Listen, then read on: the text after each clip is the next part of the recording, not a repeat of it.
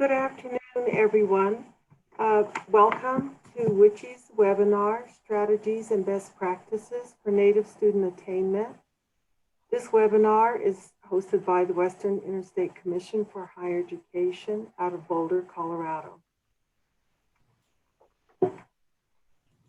I'd like to introduce myself and then a brief walk through the agenda with just some housekeeping instructions, and then followed by remarks and introduction of the panelists. My name is Suzanne Benali. I am Navajo and Santa Clara Tewa. I am pleased to moderate this webinar today from Santa Fe, New Mexico. I would also like to acknowledge the Pueblo, Diné, and Apache lands that I reside on and recognize their sovereign tribal nations. As we walk through the webinar, please take note of the questions you might like to ask the panelists. We will conclude with an audience Q&A at the end of the webinar. We are asking that you use your Q&A button at the bottom of the screen to write your questions. I will read back the questions to the identified panelists, or as a general question for the panelists to jump in and answer. If for some reason we run out of time and we're not able to hold the Q&A, we will ask you to, or we will respond to you by email following the webinar. The Native Serving Institutions Initiative is a project to engage colleges and universities serving American Indian and Alaska Native students in a consortium through networking and engagement strategies to support campus efforts to increase Native student attainment. Funded by a 3-year grant of the Lumina Foundation, we work in partnership with higher education institutions, state and federal policymakers to strengthen practices and policies that lead to the successful graduation of American Indian and Alaska Native students. There are 11 institutions participating in the initiative, developing and implementing campus action plans. In national NASNTIs summits we typically held, campuses would also share best practices and strategies for American Indian Alaska Native student attainment. Due to COVID-19, however, we had to cancel the July 2020 summit. In lieu of that national summit, we are hosting a series of 3 webinars to highlight the best practices of the 11 partner campuses, their successes and challenges with a broader audience. The webinar presents 4 campuses located in Oklahoma whose efforts to increase Native student attainment include strategies that draw on high-impact practices that many have adapted for cultural relevancy, mentoring, building relationships, and partnerships with tribal nations, family inclusion activities, supporting student identity, and culture-based programming. All of these campuses sought to develop effective relationships with students, their communities, strengthen campus understanding of Native student identities and cultures, and develop a culturally relevant place for students on their campuses. As you can see from the map, there are currently 37 NASNTI campuses. At the beginning of the initiative, there were 24 designated campuses. While the designation is dynamic, the growth could suggest that more recognition is being given to Native students attending post-secondary education, and potentially greater recognition to American Indian serving non-tribal institutions. With that, I would like to introduce our esteemed colleagues and panel members today, who bring experience and expertise to the discussion of American Indian and Alaska Native student attainment in post-secondary education. They will share the strategies and best practices their institutions have implemented to increase Native student success. We are joined by Anna Rowland, who is the Title III Grant Project Director at Northern Oklahoma College, Carol Parker, NASNTI Director at Seminole State College, Rhonda Hibbard, Director, NASNTI Heritage Program, East Central University, and Robin O'Quinn, Interim Vice President for Academic Affairs at Connors State College. After each presentation, each panelist will offer a reflection on a presentation and introduce the next speaker. A welcome to all of the panelists. With that, I'd like to turn the meeting over to Anna to start her presentation. Thank you so much, Suzanne. And I appreciate being asked to present today. The slides are up. Are we hearing me? Okay, I just want to make sure. Okay, good deal. Northern Oklahoma College is, my name is Anna Rowland, and I'm the project director for the NASNTI program here in Tonkawa, Northern Oklahoma College. And our institution is the first public community college that was established in 1901. And we have some accolades there from last year that I wanted to put on this slide for you all to see, that we've been recognized as a top 150 community college and producer of minority associate degrees, as well as a top 10 community college via Smart Assets. Next slide, please. This is our tentative student profile data from the fall of 2020. And as you can see, we have about 17% Native American population. Last year, that's quite a bit of an increase since we've been working with the NASNTI program over the last 4 years. And the low income percentage is 29.4% for the Native American students overall at our campuses. We do have 3 campuses, one in Tonkawa, one in Enid, and one in Stillwater, that we have a gateway program through Oklahoma State University. Through these partnerships, we've been at our campuses in partnership with NASNTI. Next slide, please.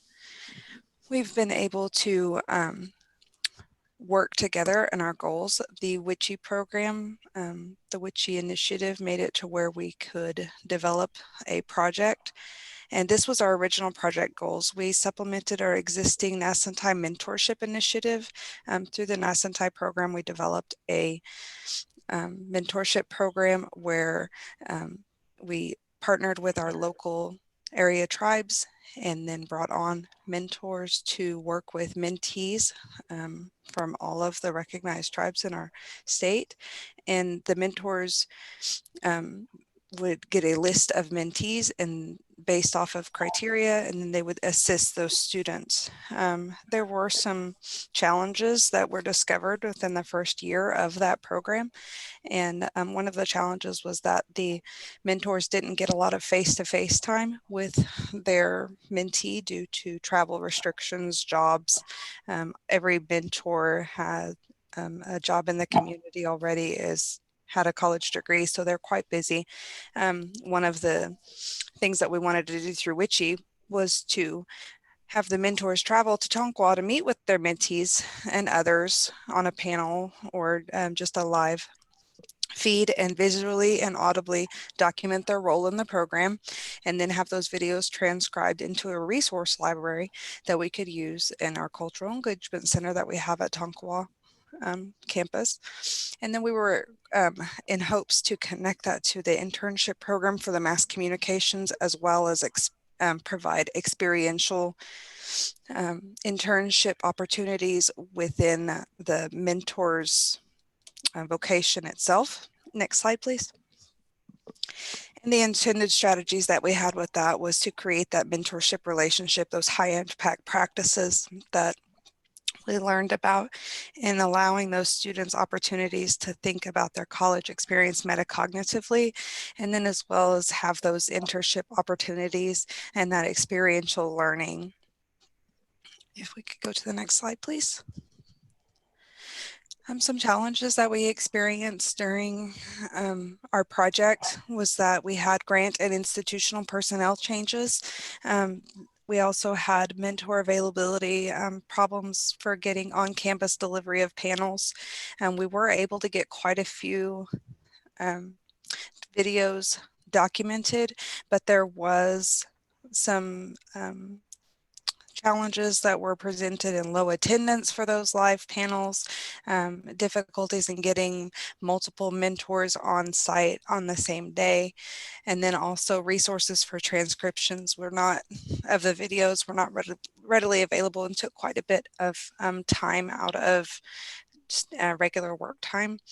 And then, of course, COVID-19 with the shutdown of our institution as well as businesses, that made it very difficult for students to be able to have the opportunity to have those internship opportunities. And next slide, please. We, for those huge challenges, we had so many more successes that we were able to speak to and present and talk to you guys about today. We had several events, individual interviews that were recorded. In the image there, you can see one of our mentors being videoed, or a photo of her. She was being videotaped by a student in the mass communications department, and they assisted with the production and the editing of the videos. We also had a guest panel with the other mentors in the background, and we were able to record that and provide that as a resource, as well as invite some panelists to the Native American Leadership Day. And the next slide, please. Because we were able to have those videos recorded and saved, they are a permanent electronic resource in our institution's Cultural Engagement Center resource library. We have 20 plus videos that were broken down into different categories, challenges of being perhaps a single student, challenges of how to find the balance between Native life and school life, and how to find address those challenges, or how that student did address those challenges, and then provide advice to the mentee. We were able to kind of take the COVID shutdown and redirect funds that we were wanting to use for the project, and be able to redirect those in a way that was still assistive to our Native American students, and developed or established the Witchy Technology Fund. 14 students were assisted due to the online course format that we switched to for spring and summer. And we were able to assist those. They had no access to laptops. In some instances had increased cell phone bills because of data usage, and that stipend was able to be used to assist those students. Next slide. And just to kind of wrap things up here and show a great way of how we had student attainment was the 38 degrees that were awarded between 2018 and 2019. That's a sharp increase in degree attainment for our Native American students, and very proud of that statistic right there. All right. And I think you did a great job. I'm very impressed with your branding, Natives Guiding Natives. I think that's great. Did you have any issues getting the local tribes to be mentors? Was that an easy thing to do, to find mentors for your students? To quickly kind of follow up with that before the next presenter,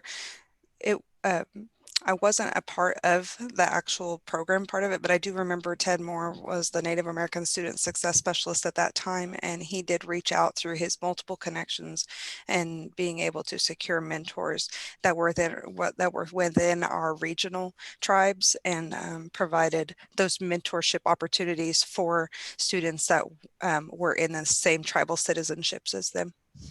Okay, and one other comment I wanted to make about your presentation was the using the mass communication students, how they were able to lock into that and learn, and to continue to use their skills. So I think that's highlighting that mentorship program so much. So thank you, Rhonda, for your comments. I didn't cut you off though. Were you able to complete? Everything finished? I believe that was my last slide, but I don't have that. Well then, I think now I'm going to introduce Carol from Seminole State College. Hi, Deanna. I would like to thank the Lumina Foundation and the Western Interstate Commission of Higher Education and the audience for giving me this opportunity to share with you our initiatives. I would also like to thank the NASNTIs staff, which consists of Kay Wallace, my engagement specialist, which consists of Bobby Kuhn, and the instructional design specialist, Michael Schnell, and my Seminole State College family. Next slide, please. So Seminole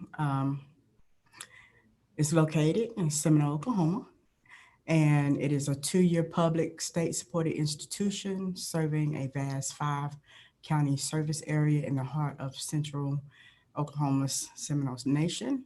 We enrolled 1,400 to 1,500 students per semester, with 25% being Native Americans.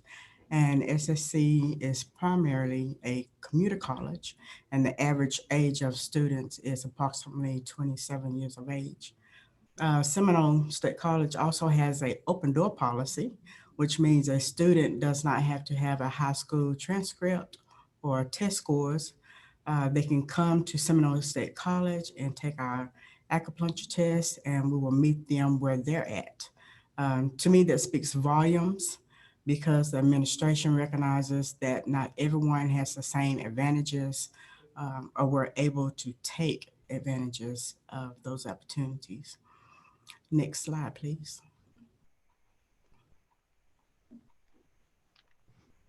So one of our higher impact emotional practices at Seminole State College was to enhance and rename our freshman seminar course. The freshman seminar course was held in an 8-week or 5-weekend method. The students were not mandated to take the class in their first semester. The instructors developed and created their own curriculum. The Language and Arts Division and the Humanities Division revised the course and made it a mandatory 16-week method for all freshmen and renamed it Learning Strategies. So in essence, there's one overseer for the program, one curriculum, and one holistic approach.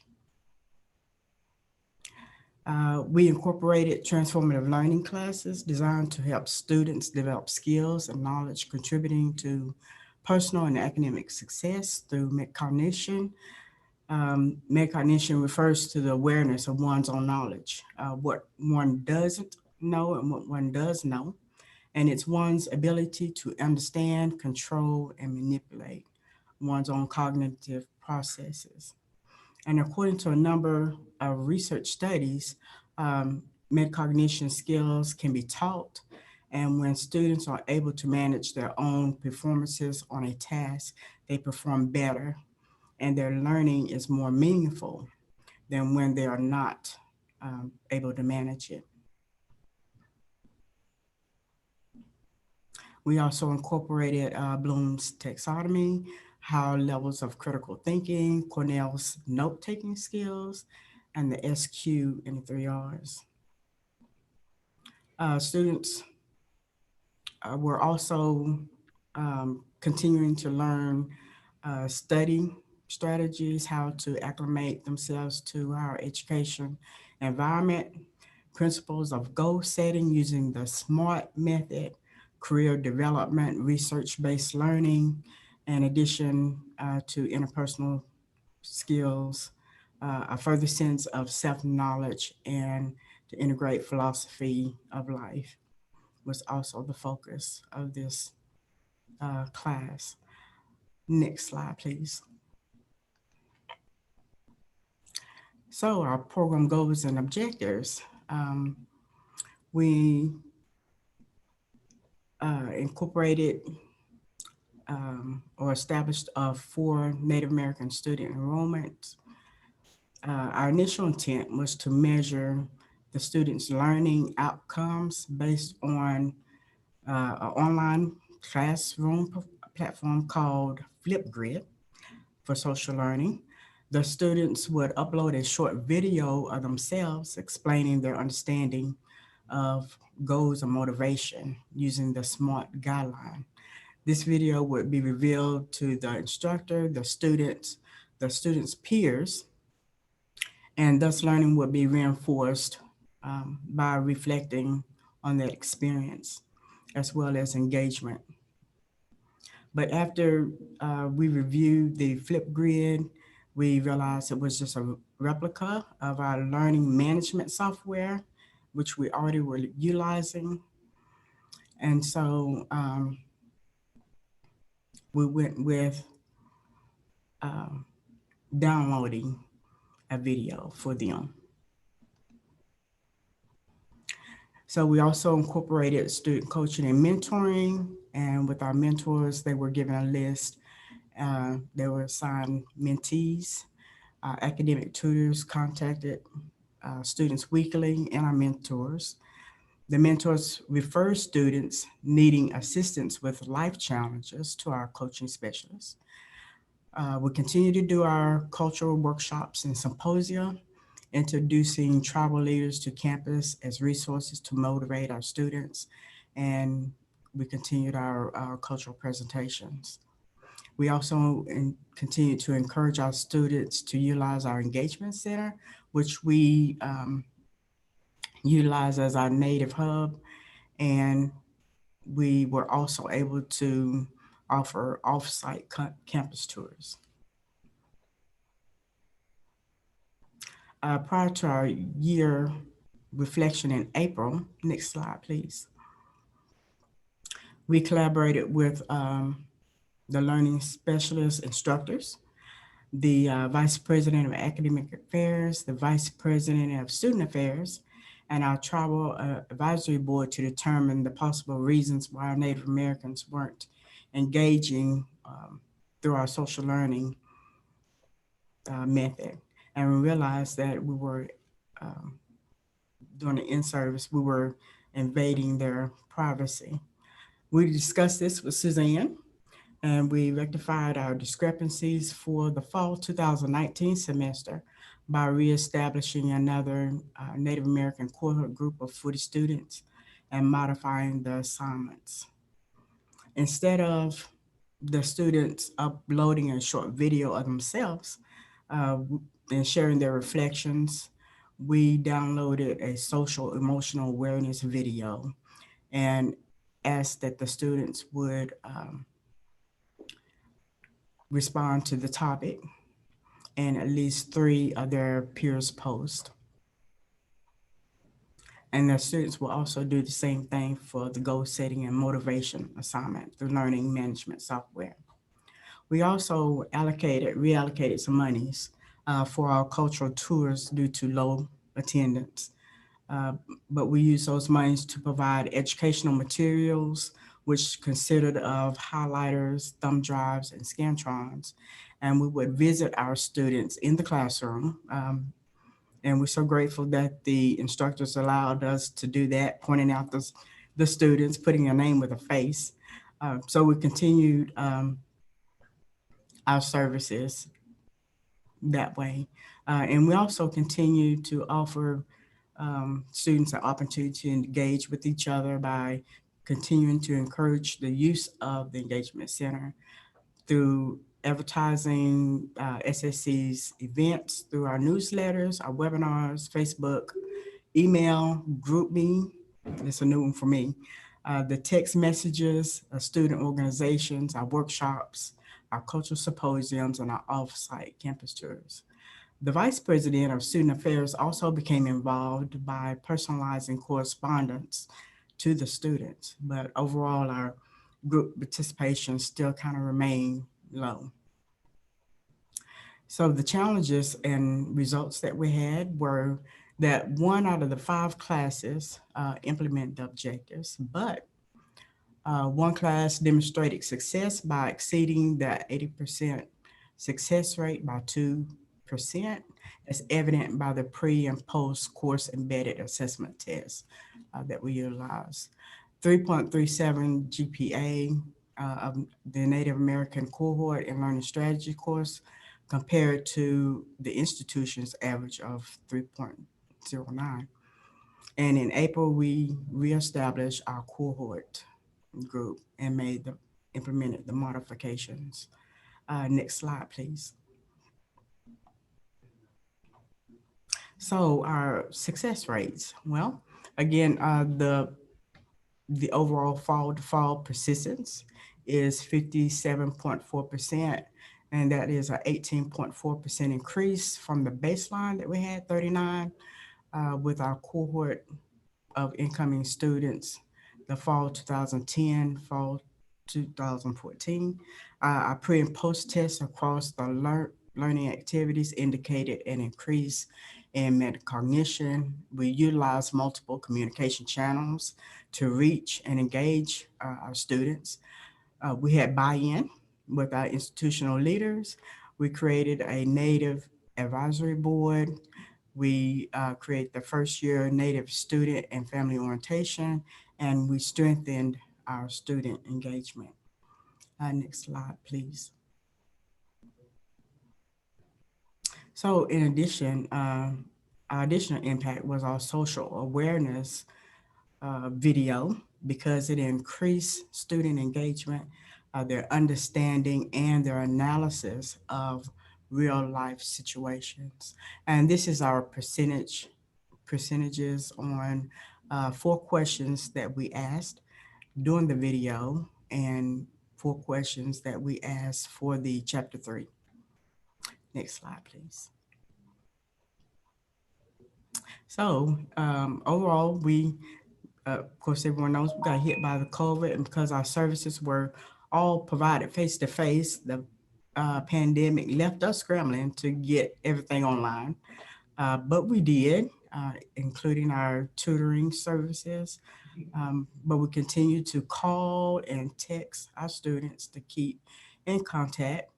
And we did a survey to determine the needs of the students, and we found out they need laptops, laptops with cameras, the internet, and we use our supplemental monies to meet those needs.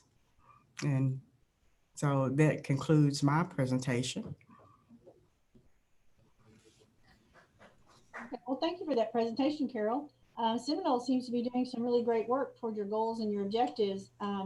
Your design of that success course and pairing it seemed like with your coaching and your mentoring, that the improvement that you see in the student success with the higher percentage by 2%, and then the higher GPA, that was very impressive. Your that persistence increase of 18.4% was very inspiring. I also liked the way you worked really well at utilizing the multiple electronic and social media resources to stay connected with your students and keep them engaged. You had some really great ideas and thoughts, and I can tell you guys worked really hard. So thank you for your work, Carol. Thank you. At this point, I'd like to turn it over to Rhonda Hibbard. Thank you, Robin. I'm Rhonda Hibbard, and I'm the director of the NASNTI program at East Central University. And I just want to give a shout out to our administration, who supports and builds such great relationships with the tribes in the area. Governor NASNTI of the Chickasaws and Lieutenant Governor were both graduates of East Central University. So we're very proud that we're surrounded by tribes that put such a premium on higher education. So next slide, please. And so to that fact, I would like to give acknowledgement to a Chickasaw native, Daniel Hayes, who granted 16 acres, I believe, for East Central to begin. So this was back in 1909, I believe. So we have a strong bond with the Chickasaw Nation as well as the other tribes in the area, but we wouldn't be here if they hadn't started the process. So we are appreciative for that. Next slide, please. East Central University is one of 6 regional universities in Oklahoma. We're public. It's 4 university. Our service area covers 11 Oklahoma counties. We're basically centrally located, and we work mainly with 8 tribal agencies that are geographically close to us. We offer 5 bachelor degrees, 29 undergraduate programs with 66 undergraduate concentrations. The 2020 numbers for the fall, we had 3,592 undergraduates enrolled, 16% of that being American Indian students. The Choctaw and Chickasaw nations are our largest populations enrolled here at East Central. And as you can see, we had an enrollment even during this strange time that we're in. We had an enrollment increase of 8.2%, which was very exciting to us. And also our just overall enrollment has held steady. So again, we've been very proud of that. And I think it's because we kind of did scramble in the spring when this hit, and to find new ways to meet the needs of students. And I'll go into that in a moment, how we met the needs of our Native American students. So next slide, please. Our planning grant with Witchy and Lumina, which I want to say thank you so much, because none of this would have been attainable if we did not have your support. So thank you for having that belief in us that we would make an impact on our Native American students and their education. But our grant was named Tribal Resources to Enhance Achievement and Completion in Higher Education. What this was to do was to find out how to help Native American students reach that final career goal of obtaining a college degree, and also how we can meet those needs while they're here, especially first-year students, how we can bring them into the family, help them feel at home at the university. And so we formed focus groups that they were able to voice their concerns and the things that were working. They were able to focus on those. So like I said, the focus of our grant was to culturally engage the students culturally the first year, and work with our nations, the 8 nations that are in our service area. And then also we are hoping that we will be able to establish a sovereignty center on campus. And that was really the focus of our grant, was would this be a possibility, and what would the students like to see in this sovereign center? Next slide, please. So our first goal was to actually establish a committee that knew what we were trying to attain through this grant. And then secondly, we did facilitate about to date 14 student focus groups, and we've had 1 tribal forum in the spring of 2019. 2020, it was nixed at the last minute because of the pandemic, but we are going to continue that into late November. We plan on having 1 more that will incorporate our 8 local tribes plus the other tribes that are represented on campus. So we hope to have at least 23. In Oklahoma, there are 37 federally recognized tribes, and East Central has 23 of those represented, and then some students who don't really put down a tribal code. But so we have more students on campus, we believe, that are actually from other federally recognized tribes.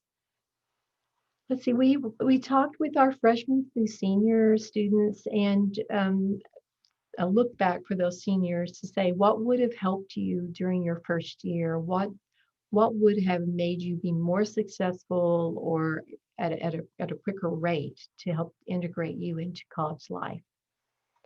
So the next slide. And from those focus groups, we had a student wish list. And just to highlight a few of them, they really would like to have a peer mentor, a buddy system, childcare facility on site. I didn't know that would be, I was kind of taken back by that, but then realized how important that was. That showed my disconnect. But they were very adamant that that would enable them to take more classes, be more engaged in college life if they had childcare and if it was on site.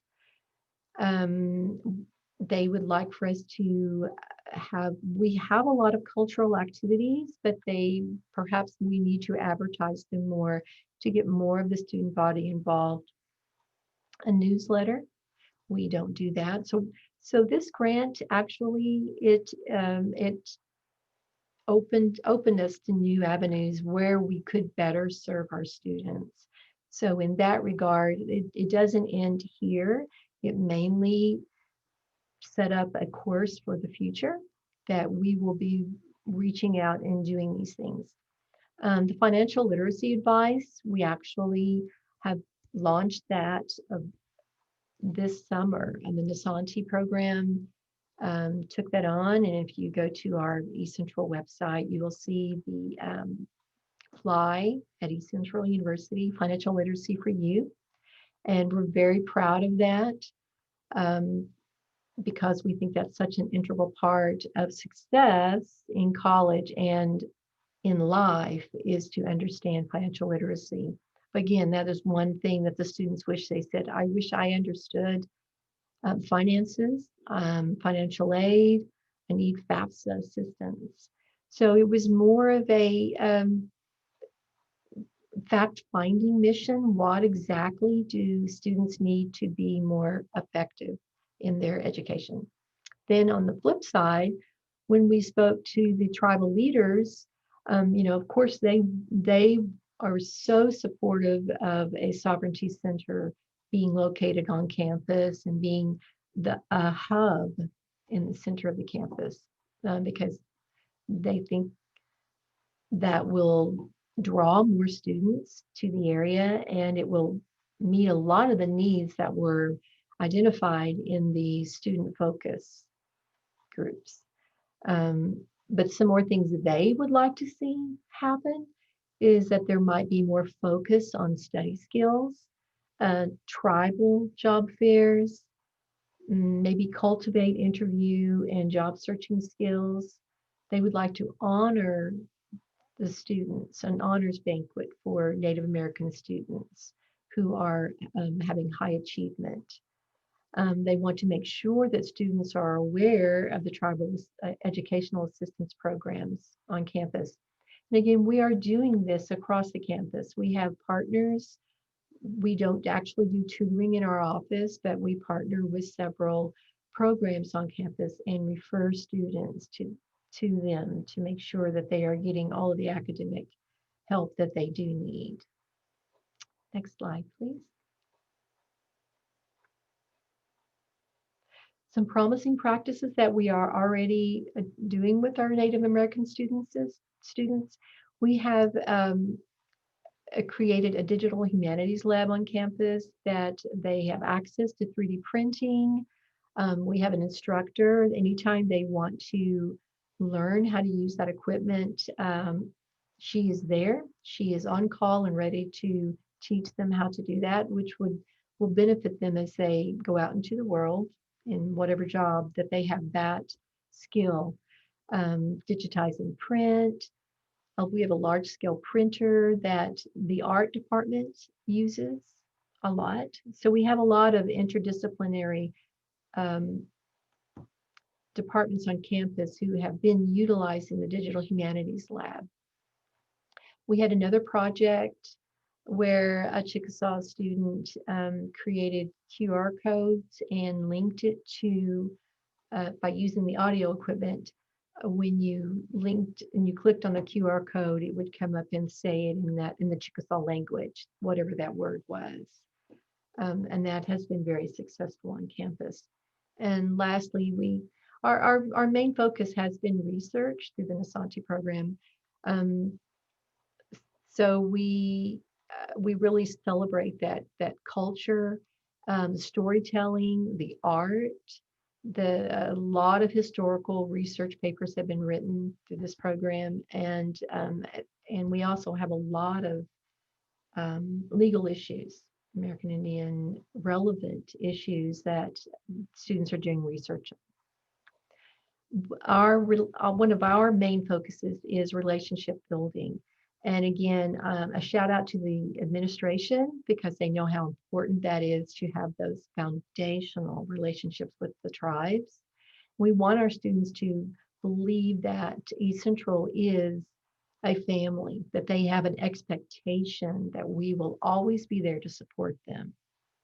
And then academically, we refer so many students to the Academic Success Center. So we have a lot of services on campus that we partner with. And through the WICHE and the Lumina grant, it has really allowed us to explore more of those. Next slide, please. And so when the COVID-19 hit, I got to be very close to the computer science, the people who help us with our network on campus. We were really scrambling, and they really helped us to identify internet providers in the area. It seems to be kind of spotty. Some work here, some work here, and they were just a great help with that, and securing hotspots. So we polled all Native American students on campus, and whoever needed any kind of assistance, we were able to provide them with either a hotspot or help them with internet service. And we're continuing to do that. It hasn't ended. We are a hybrid. We're half online, half on campus. So our students still need that internet connectivity.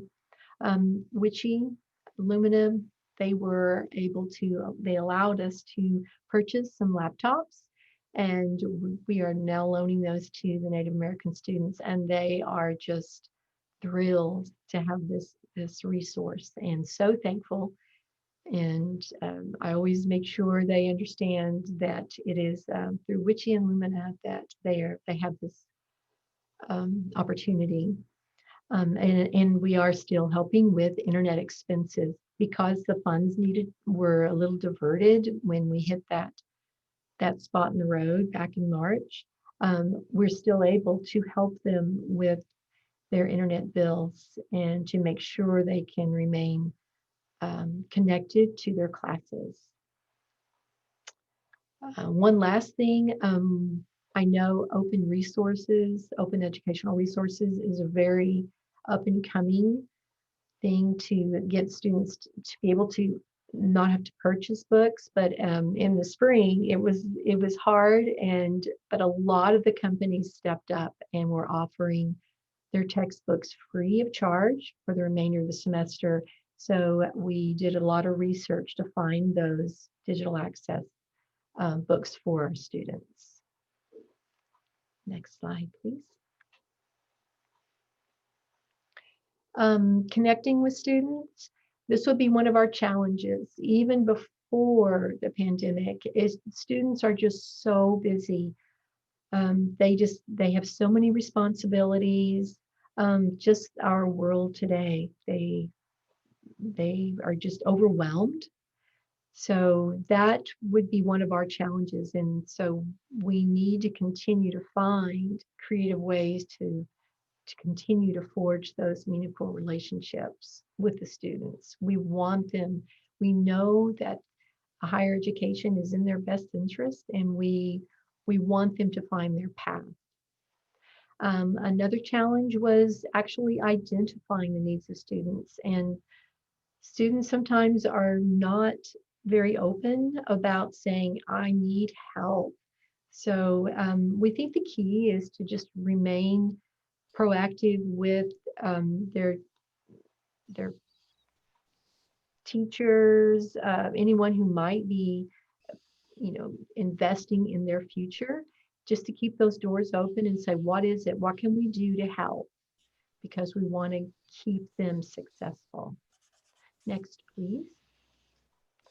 And then a best practices suggestion I might have, when that hit and it was hard to connect to students, they weren't very receptive to emails. They just wouldn't check their email, or they were just overwhelmed. I'm not sure which it is, but we ran across Google Voice, which is a free software that allows you to create a kind of an anonymous phone number that you can connect with your students. And so we were able, if you didn't want to give them your private home phone number, but we were able to connect with them at all hours of the day. We had them calling at 11 o'clock at night saying, oh, my hotspot's not working. And honestly, because of this software platform that we were able to use, we were more than happy to help students. You know, if they would reach out to us, we were going to be there. And I think that might conclude my presentation. So any comments? Rhonda, that was really interesting to hear what you guys have been doing, your strong programs and practices that ECU has put into place. Definitely build on that strong heritage that you have with the Chickasaw Nation. And I was very interested to hear what you guys are doing with the language preservation and connecting that to technology and how you can use those digital media resources. That's really interesting. And I think that also speaks to the adaptations that your institution was able to make in providing assistance for those students during the COVID shutdown. And I commend all of you for continuing to have that tenacity and finding things that work for all of your students, including Google Voice. Thank you. Thank you so much. Appreciate it. And allow me, please, to the group to introduce Robin O'Quinn from Connor State College. Thank you. First of all, I'd like to thank the Lumina Foundation for the opportunity to be able to better serve our students, and Suzanne and her team, who have always been very supportive and given me information when I needed it. I really appreciate you guys. I'm from Connor State College. We actually have two campuses, Warner and Muskogee, and we were founded in 1908. We are a public two-year community college located in the heart of Eastern Oklahoma's Native American region. Our service region encompasses the Cherokee and the Creek Nations.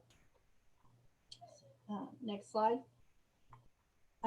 Just to give you a visual of where we are located on the Oklahoma map, and then this is our Warner campus is our original residential campus. It's located in Warner, and the picture you see is our oldest building on campus, and that's what we call our classroom building. Not a really original name, but we've stuck with it for a while.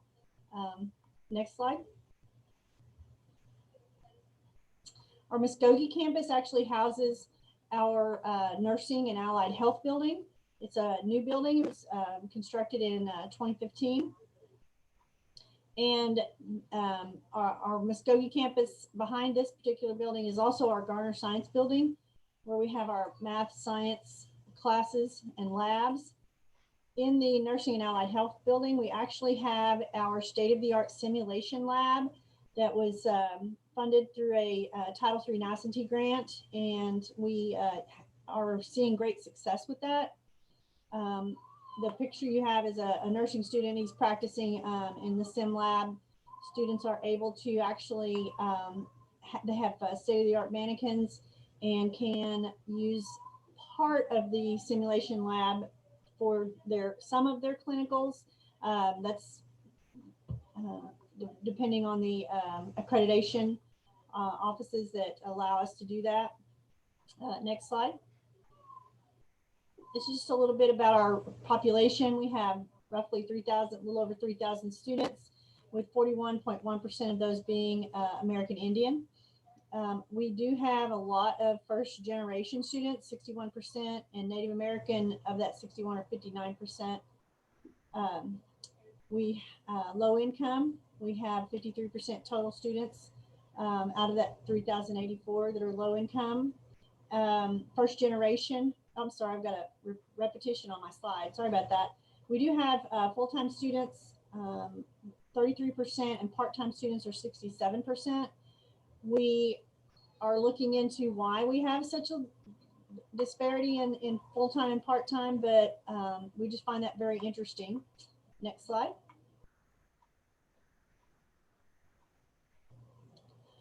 The original planning grant outcomes were to increase our performance on our Kaplan entrance exam for our nursing students to try to get them into the nursing program. We seem to have problems with students who did not do well in the reading and the writing section of that particular exam. And so we were trying to work on increasing that success to get more students eligible to apply. In that, the other outcome we were looking for was trying to expose students to the growth mindset. And then we also wanted to provide professional development for faculty on equity.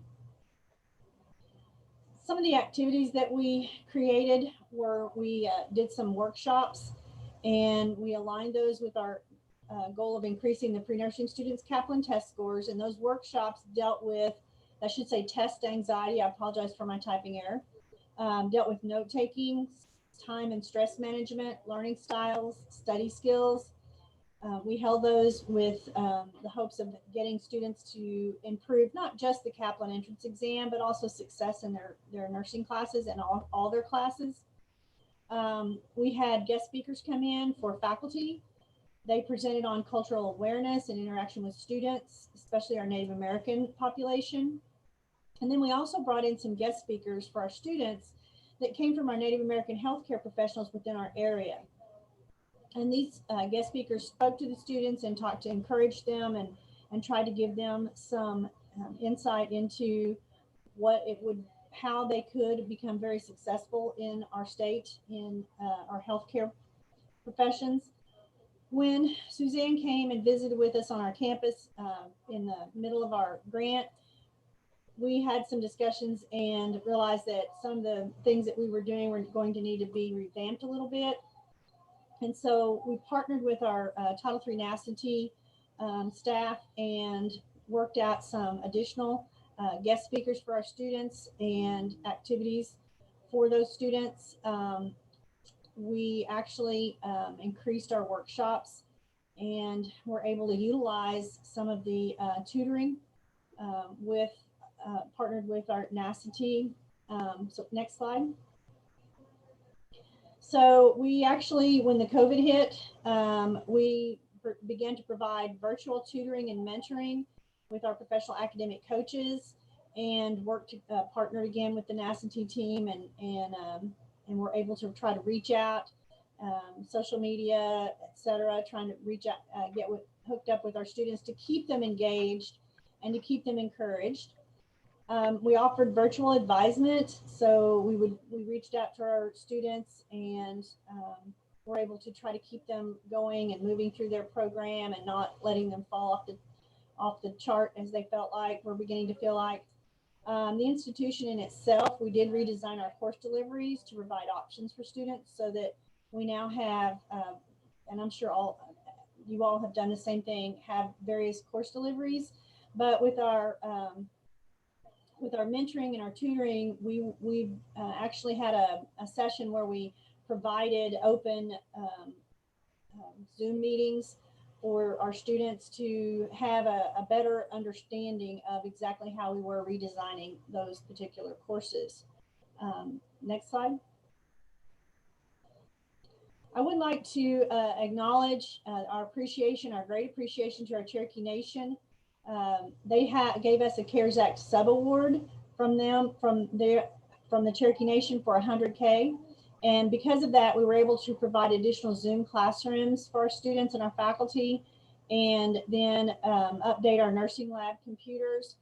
And then were able to provide more laptop computers for student checkout.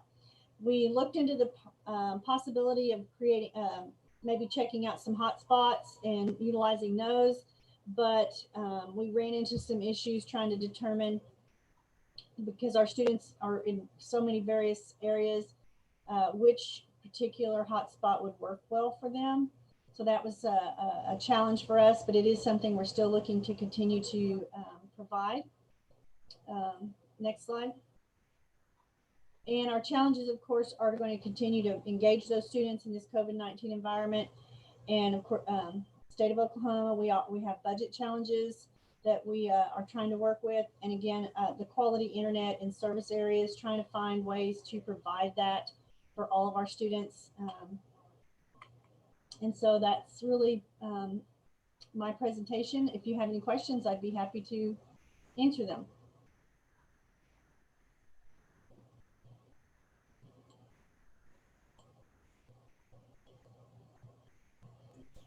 Thank you, Robin. There are two comments that I would like to make.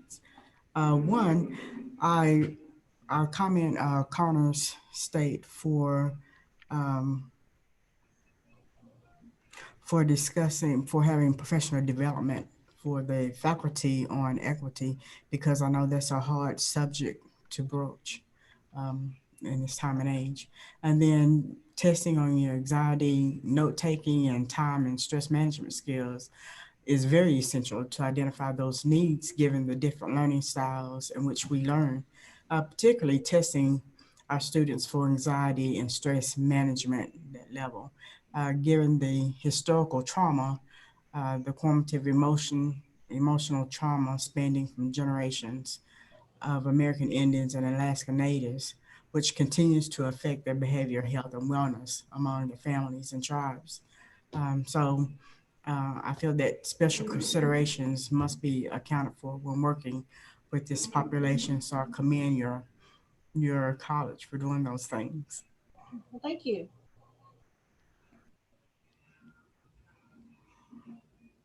And I guess we'll turn it over back to you, Susan. Thank you. Well, let me first thank all of the panelists for sharing your work and efforts on your campus. 10 minutes is not nearly enough to really fully describe that work, nor address the kinds of nuances that I know you deal with throughout the course of your work. But it is good work. It is building an environment both individually on your campuses, but really collectively, I think, across higher education, of how we can more effectively serve Native students. So I really want to commend you for your good work and your dedicated service, both to the university and to Native student educational attainment. So thank you. With that, I do want to open up a couple of questions. Excuse me if I don't lose my voice. I think we do have a few minutes here. One of the questions posed was, has anyone else found success with focus groups? And East Central shared with us the work that they've done, but perhaps Anna, Carol, or Robin, have you used focus groups?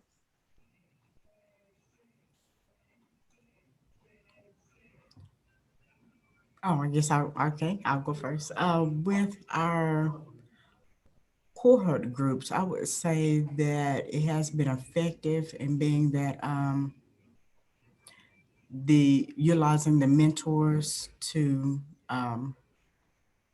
help keep track or help identify any needs that our students were having, and even our staff jumped in and took a list of names ourselves. And they were very good about returning our calls. A lot of them, the majority of them, were very good about returning our calls and identifying those needs so we can get those needs met.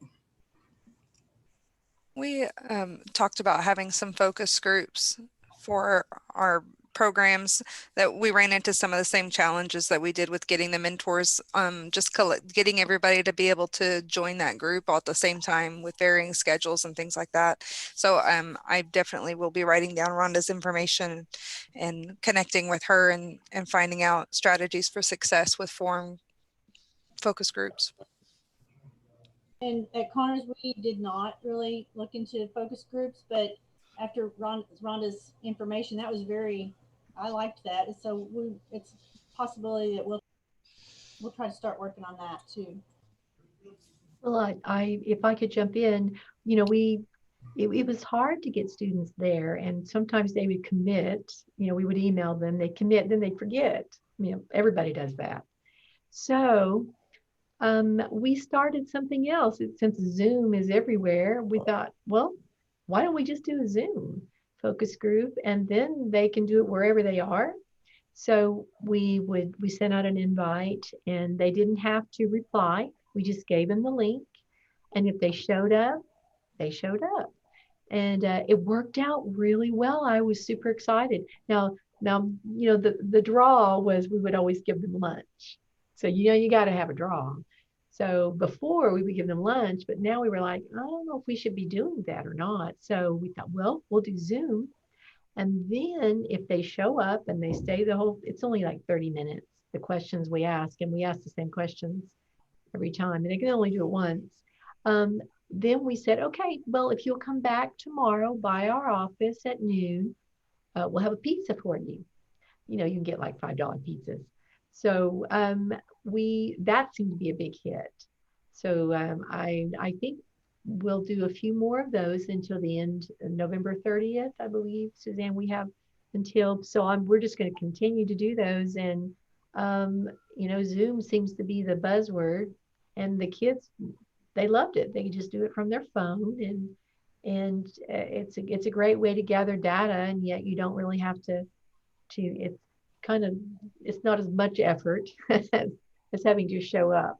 So, and they still get to talk to each other. So it's still a bonding rapport and thing. So that was just another try to come up with something to make this environment work. Thank you. The second question, and again, this is open to all of the panelists. What challenges did you face in providing increased accessibility to campus resources when your campus shifted to online courses?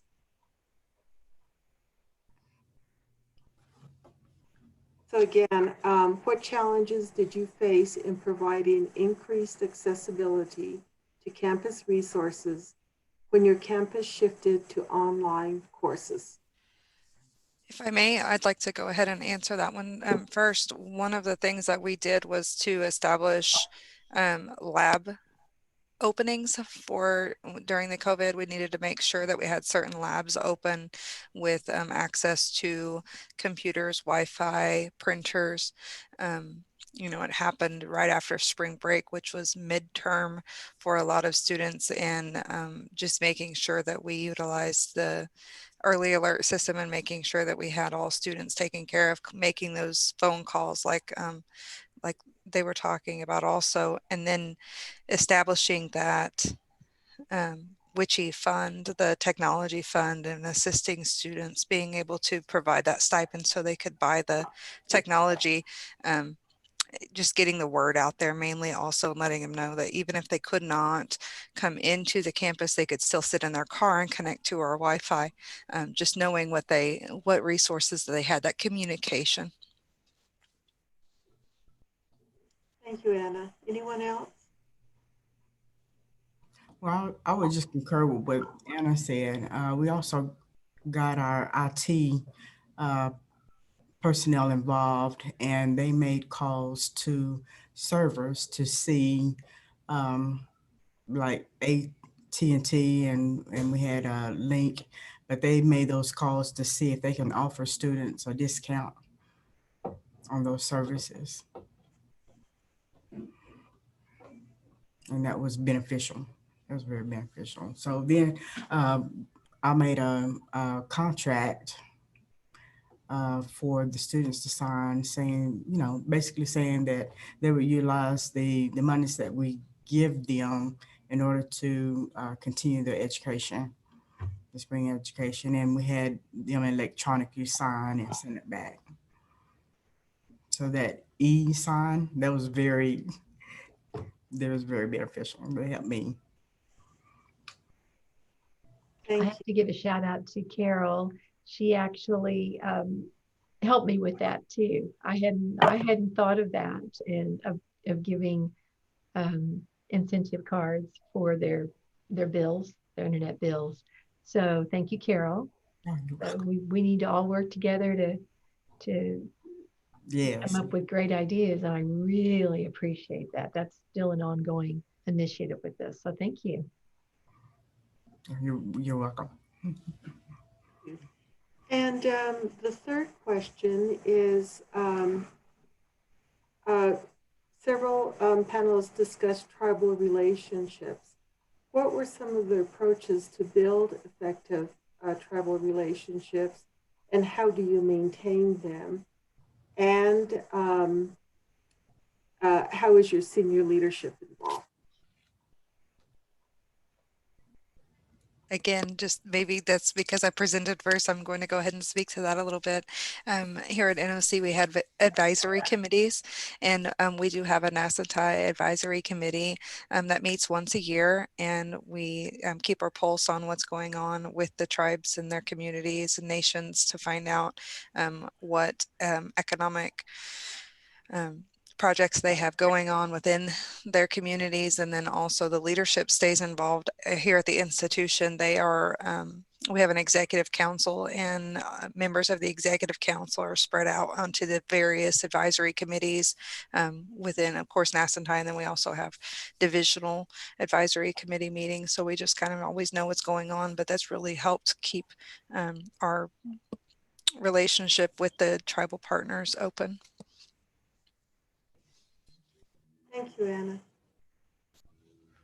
And Suzanne, we keep that tribal relationship connection open through our newsletters and inviting them to our advisory tribal committees.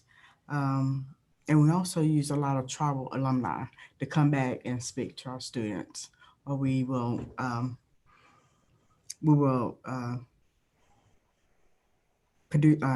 introduce them in our newsletter to let them know that, you know, this individual was here at Seminole State College, they graduated, and now this is what they're doing. So, and then they usually come back to Seminole to give back to the students, give that knowledge back to them.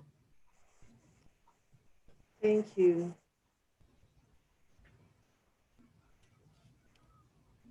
Okay, with that, are there any final comments? We have a few minutes left, but any final comments the panelists would like to make?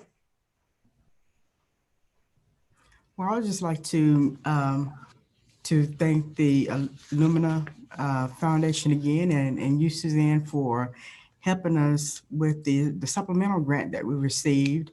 Of course, I think I'm speaking for everyone that we do have the NASNTI. We have the NASNTI grant in place. We do still have the NASNTI grant in place, but the Lumina Foundation and the Witchy grant extended some very needed services that the NASNTI program couldn't have done. And I deeply appreciate that, because that was something that was a definite need of the students having laptops. You know, some would assume that everyone has a laptop, or they have a phone, or they have internet, but that wasn't the case. And I'm just thankful that the Lumina Foundation and which you came through with that supplemental grant for us to provide with students. Yeah, and I'd like to piggyback on that, Carol, and also thank Witchy and Lumina for providing this. That definitely helped address some gaps and weaknesses that we did not know would be there once we started the NASNTI proposal, just things that we didn't know, being a first-time recipient of that grant, not knowing how to fill those gaps and weaknesses, and we were able to use the Witchy funds to develop that mentorship program, which also leads me to say that overall, a theme that I've heard through everyone's presentation today and in past presentations with successful programs is it comes down to communication, and also being able to how how much time and effort that people are willing to put into the program and their passion for it. And it's clear that everyone involved with all of these programs has a passion for helping Native American and Alaska Indian students, you know, gain that achievement and increase attainment.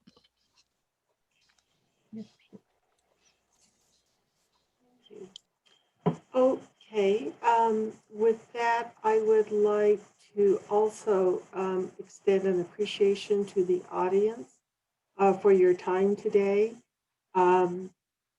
We're appreciative of you joining in. We know that you too are doing important work on your campus, and we'd love to invite you into this network of resource sharing, conversations.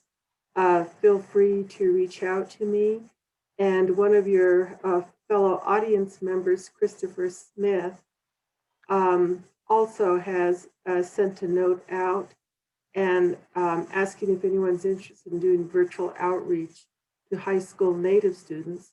Please reach out to him, and he's listed his contact information. So again, thank you to the panelists, and thank you to the WICHE staff for your work on this webinar. And to the audience, have a good day. Thank you. Thank you. Thank you all.